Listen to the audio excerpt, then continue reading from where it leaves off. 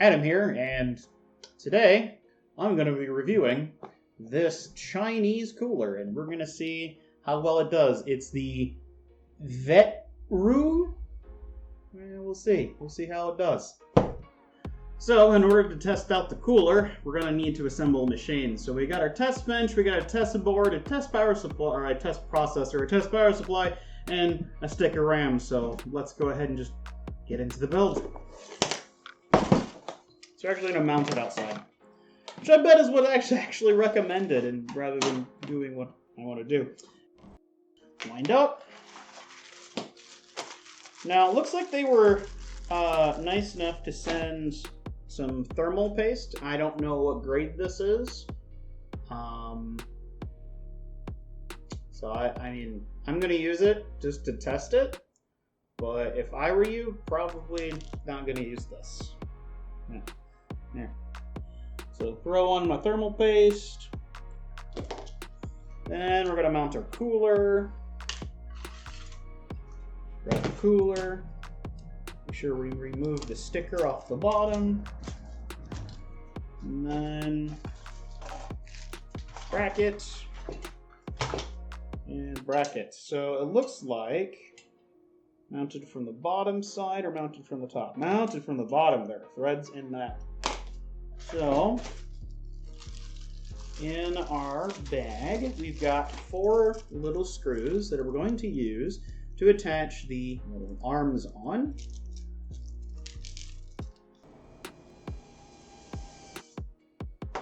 Okay, so let's try that again. Like, 3rd time. Yeah.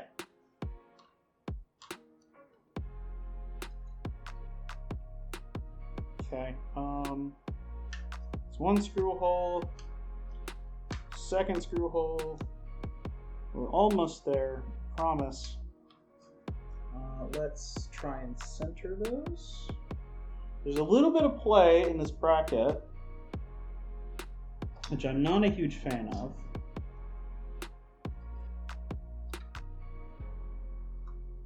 Okay, that lines up. Fantastic. Okay.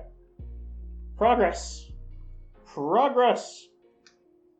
Now to get the other side to line up. Okay. All right. I think I might have it.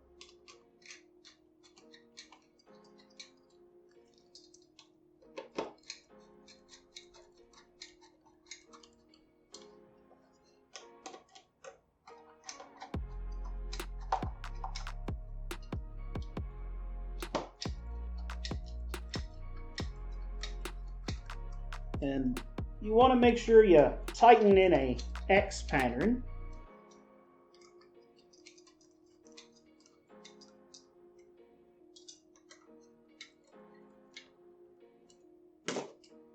Brought to you by 91% isopropyl alcohol, cleaning up our mistakes since it was invented, whenever that is.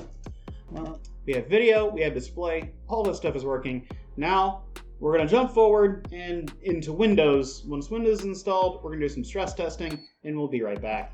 Okay, best case scenario, we're back, and everything works. Windows is installed. Right now I'm running Prime 95, and with the cooler and the open air, best case scenario, move in air, maxed out everything, on the Athlon 3000G, which is not a terribly hard processor to keep cool. Under full load, the CPU die is 52.5 degrees Celsius with a maximum of 53. The CPU system on a chip is 38.7 degrees Celsius. The APU, since we're using an integrated graphics card, it is sitting at 31.6 degrees Celsius. So, not too terrible of a hard load to keep cool with this giant cooler and this really underpowered CPU. We'll be right back, and we'll go over the numbers for the stock cooler and see how they compare. Alright, so now that we've got the old CPU cooler, well, the new CPU cooler, the one that's being reviewed, now that we've got that removed and their thermal paste removed, I am going to be putting on the stock cooler with the stock thermal paste. So we're using the provided thermal paste for both tests. just wanted to go over that to make sure that it was covered. Okay, stock cooling solution installed, power up, power on, and we'll wait for Windows to boot, and then we'll check our temps. Okay, so with the stock cooler installed, running Prime 95, we have an idea for basically the same amount of time. We have an idea of where our temperature's set. So with a stock cooling solution, the CPU die hit 63.8 degrees Celsius. The CPU, system on a chip, hit 48 degrees Celsius, and the APU hit 39.6 degrees Celsius. Not a whole lot of change, but since we have a lot of heat in the same area and a weaker cooling solution, we should see a change, and we do. So, who's the winner between our Vetroo cooling, tower cooler, on this Athlon 3000 Vega 3 graphics CPU, the tower cooler. Tower cooler is the clear winner over your stock cooler. And honestly, it's definitely worth the investment to pick up a better and more sturdy, high-powered cooling solution, even for your relatively underpowered CPU. Especially with Ryzen processors, they like to run the cooler, and the cooler they run, the higher they boost, the better performance you get. So, personally, this is a recommend, at least on the AMD Ryzen 3 3000G. So yeah, definitely kept it cooler. And even though this motherboard doesn't have the RGB controller, so I really couldn't show that off, I can recommend this product at least for what it is, because it's hard to mess up a chunk of metal. Not impossible. It can be done, but really hard to. The installation instructions were a little bare. At least I was able to figure out from the pictures which way it was supposed to be mounted. And as you've seen, it took me a few tries. But yeah, this is a solid chunk of metal.